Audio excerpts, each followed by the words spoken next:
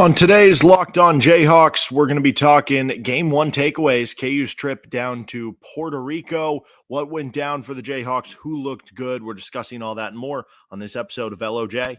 You are Locked On Jayhawks, your daily podcast on the Kansas Jayhawks, part of the Locked On Podcast Network, your team every day.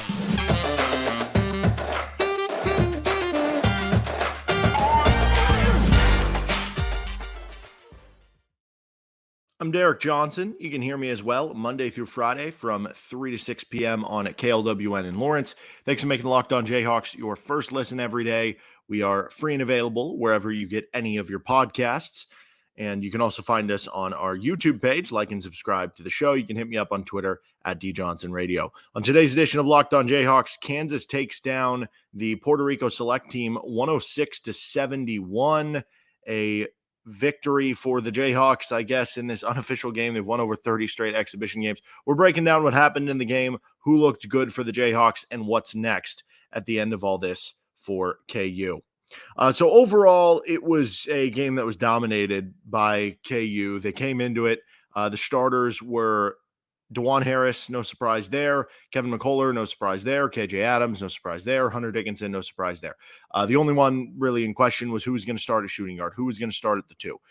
Some talk about would it be Arterio Morris, Marco Jackson. I've been flip-flopping around with who that guy was going to be. It ended up being Nick Timberlake. Now, I will say, we had Brian Haney, the voice of the Jayhawks, on Rock Chalk Sports Talk after the game, and he said that, Bill Self was talking about before the game, giving a bunch of different looks, playing a bunch of different lineups, and possibly going with different starting lineups to where, it wouldn't shock you if on Saturday we see Arterio Morris in the starting lineup, or if we see Marco Jackson in the starting lineup, and then we see the other one on Monday. So don't take too much into who started this game, and don't necessarily take whoever starts game 2 as, it's just because they played better or this guy lost favor. I think there just is an idea to start maybe a few different guys or play different lineups throughout this thing. But it was notable, at least to a little bit, of who started that game. It was Arterio Morris, Marco Jackson, the first players off the bench. We also saw a good amount of Parker Brown and Zach Clements, who Zach Clements is apparently Michael Jordan in practice.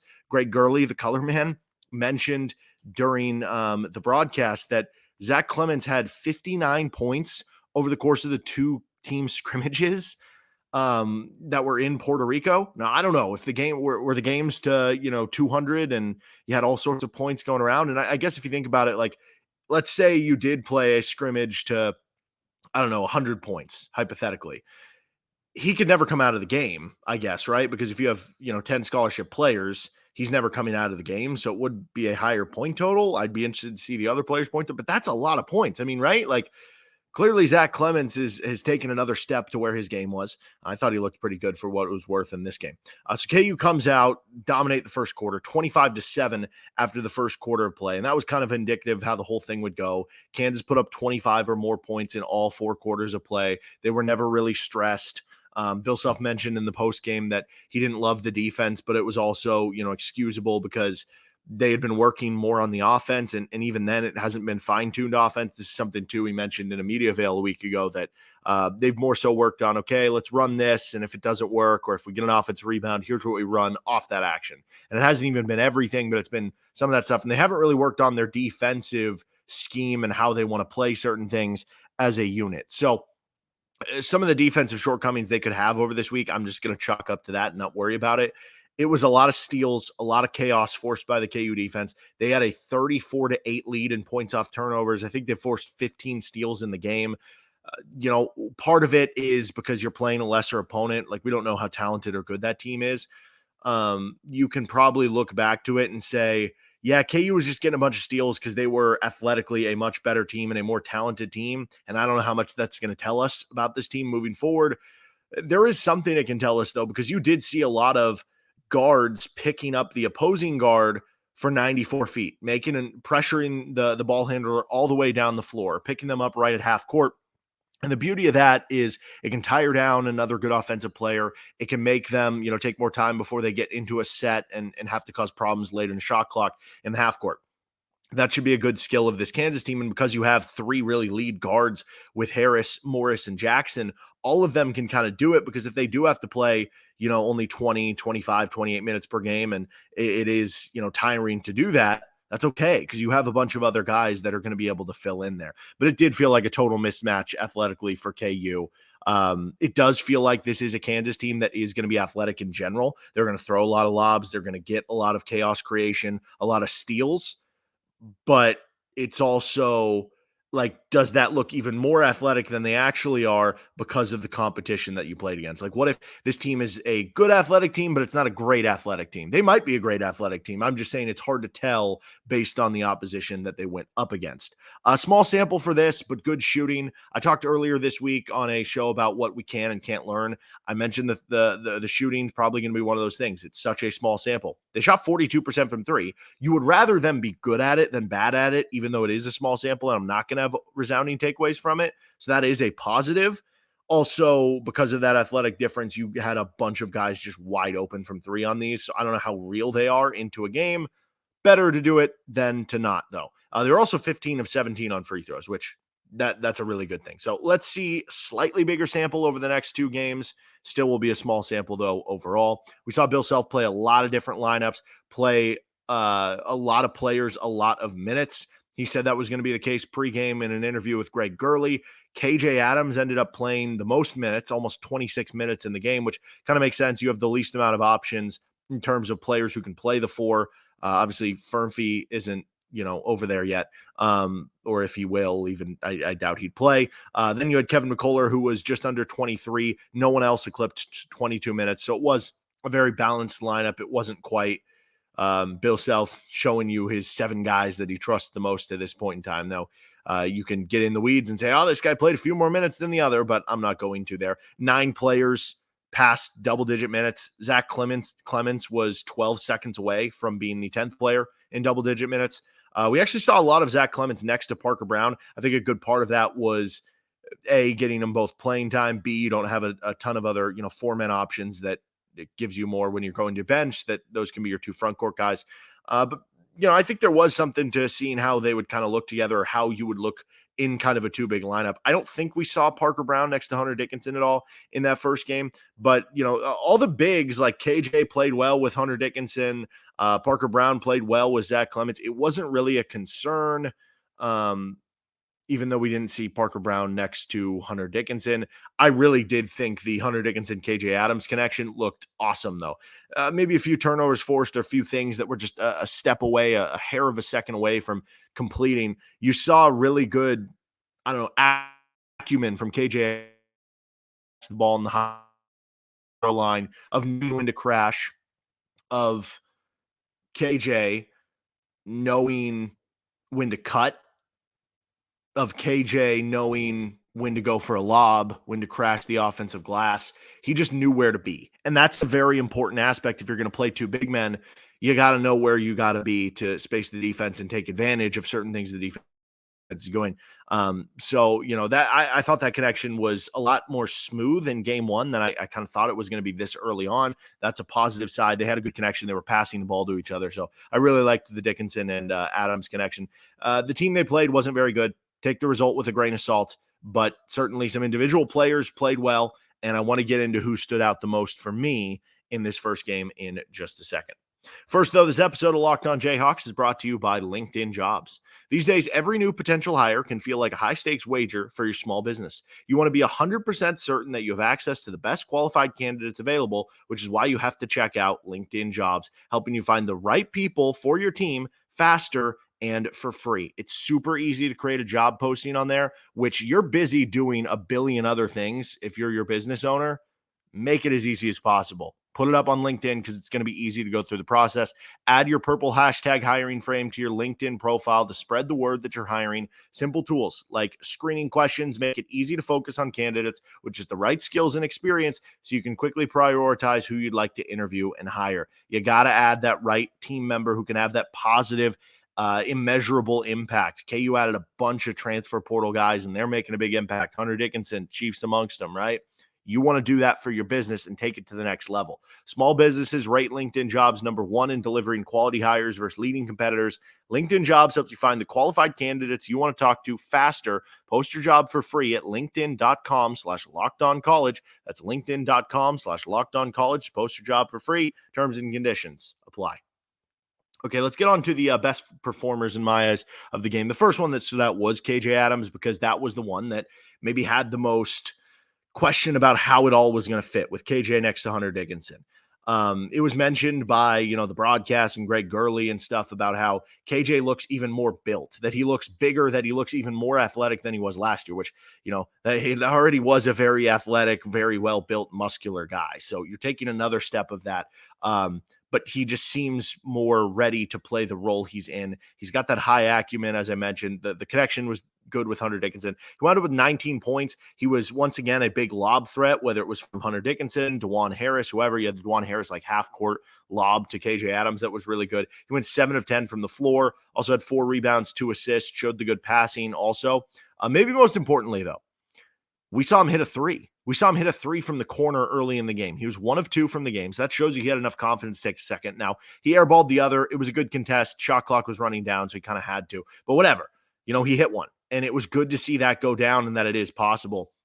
KJ Adams, to me, was the biggest takeaway in a positive light of what he looked like, how he's going to fit with this team. And it was not, you're able to kind of bully the competition in a certain way. So it'll be different against the Bahamian national team and to certain degrees against some of the teams you're going to be playing in college basketball. But that was a great first start for that. Kevin McCullar, you look at the stat sheet, doesn't necessarily jump off. 9 points for Kevin, but I was really impressed with what he did. So if you're watching the game, all 9 of those points came in the first half. He was steady. He showed some nice skill on some of those made shots. He had a little stretch where I forget which came first, if he hit the 3 first or if he hit the 3 second. But one of the plays in there, he had a nice little move in the mid-range where he kind of got it in the elbow high post area and did this like kind of spin, turnaround, mid-range shot that got him separation, knocked it down. It just looked so pure. He just looked confident, in command. And then the second half, he had 9 points in the first half. I don't think he didn't score in the second half. Like, yeah, he took a couple shots, but I don't think it was because he, was struggling in the second half. Like, I think it was, hey, we're up so much. We have all these other guys. Like, I showed what I needed to show in the first half. I'm going to do some of these other things and have that leader standpoint. Like, I'm going to have a bunch of regular season games to put up all these points more than that. So I actually was really impressed with him. It was kind of the opposite, honestly, of Marco Jackson, who I thought played well, 13 points. He had 5 in the first half, and then he had a couple big threes in the second half to go off for 13 points. But with Kevin, more of his came kind of in the first half. Kevin also had 7 rebounds and 2 assists. I think it's safe to say that Kevin's going to continue to be impactful on the defensive glass, just as he was last season, even though you still have Hunter Dickinson now. How about the long sleeves for Dajuan Harris? I don't know if this will be something he carries over into the season. The players who have worn short sleeves at KU, it's actually a list of a lot of really good players, right? I mean, think back through the list of all-time great KU players who wore the short sleeve under their jersey. Whether you go back to, the Roy Williams era and you think back to, I don't know, does Drew Gooden count? I guess his were kind of angled off, or you go back to the Paul Pierce, Brady Morningstar, a bunch of guys that I'm forgetting, not coming to the top of mind right now, but a lot of good ones. With Dajuan going another step further, the long sleeves. Now, this might just be a thing for this week that just works out. I do remember it was either Jamal or James Franklin, San Diego State player. Look him up if you don't know who he is. He wore long sleeves, but it was like a cotton long sleeve t-shirt. I don't think that's going to happen with Dajuan, but I'm all for sleeves. I'm all for the long sleeves. And Dajuan was just in complete control. I found it very interesting that he only scored 2 points. Both were on free throws. He was 0 for 4 from the floor. I looked at the box score and I was like, when did he take those 4 shots? I didn't really remember him shooting that much. I remembered like maybe 1 3 that he took. He just felt like he was in command without really wanting to shoot. He had 9 assists to 1 turnover in the game. We saw a lot of stat lines like that last year. He also had 4 assists, 4 steals, which I think he was jibbed on. It felt like, and they made a joke about this during the broadcast, that he was on pace to get to double digits, right? So he might have actually ended up with more than that. But he almost didn't feel like he wanted to attack offensively because they have enough options on the floor that he didn't really have to.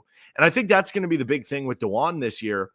there are going to be moments, and he showed this last year. You think back to the Indiana game last year and a couple other games that come to mind where he, wasn't scoring a ton, but then when the team needed him to, late shot clock possession, or the team was in a bit of a rut, he kind of took over and, scored a flurry of points or hit a big shot. I think that's what he's going to do this year, but even more selectively. I think he thinks that he has a lot of great players around him and they have more creation offensively this year. And maybe they do. And maybe having Hunter Dickinson changes this a good amount. I'm kind of to a point now where I'm wondering, and again, it's only one weird game in Puerto Rico, but I'll say that's exactly how he played in the camp scrimmage I saw. I don't remember if he scored in that game, but he was just kind of facilitating, and that's what he wanted to do. This could just be an offseason thing, get everyone involved, make everyone happy, be a good leader, be a good point guard.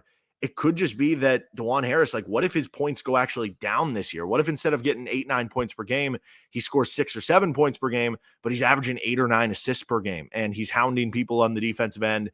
And then when he has to step up and score, he knows he has that in there, that he can do it, but he's being even more of a facilitator than he already was a season ago. Very possible.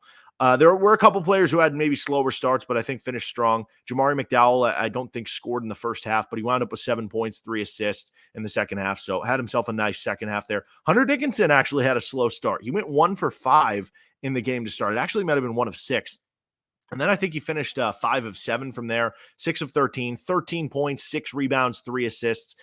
He was kind of trying to get other guys involved too. He's still morphing into the offense. Missed a couple shots that Bill Self said in postgame. We see him make those every time, and just missed a couple of easy ones in this game, whether it was nerves or, just kind of your off game. Not really concerning there. It's going to be more interesting to see Hunter Dickinson against, if we get to see DeAndre Ayton and the Bahamian national team. What can he do? So let's get into that next and finish up there with Locked On Jayhawks. What is next for KU in this trip in Puerto Rico?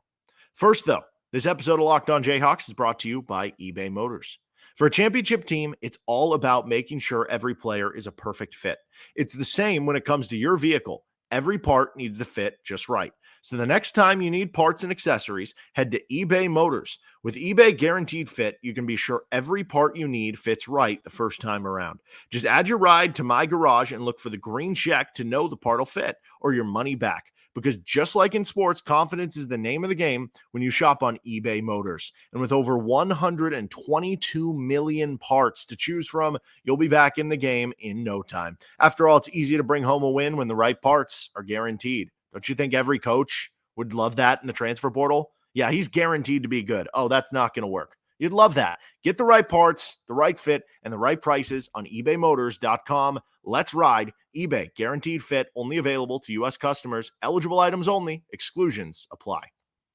Finishing things up with Locked On Jayhawks, what's next to finish out this Puerto Rico trip for the KU team? When we had the podcast the other day on what to watch out for, it was all radio. We didn't know they were going to do a live stream at the time when I recorded that, but they do have a live stream, so that'll be happening, and the live stream will be pairing the radio broadcast with the live stream that's on KUathletics.com and on their Facebook page. Of course, you can listen to both the games on the radio too with KLWN, which is 101.7 on the FM, 1320 on the AM, KLWN.com, or the KLWN app if you're away from the radio. 105.9 KISS, which again on the radio, or 105.9kiss.com, 105.9 KISS app. So you can listen to all the games that way. You can watch them on the live streams. I know we've had a lot of comments, people asking, how can you watch them? How can you listen? How can you tune in? So there's all your ways. You have a bunch right there. They're going to be playing the Bahamian national team on Saturday. That one will be a 4:00 tip-off with pregame starting at 3:30 on the radio side of things. And then they'll be playing their third and final game on Monday with pregame at 10:30 on the radio side of things, tip-off at 11 o'clock. There's a postgame too on the radio and all that.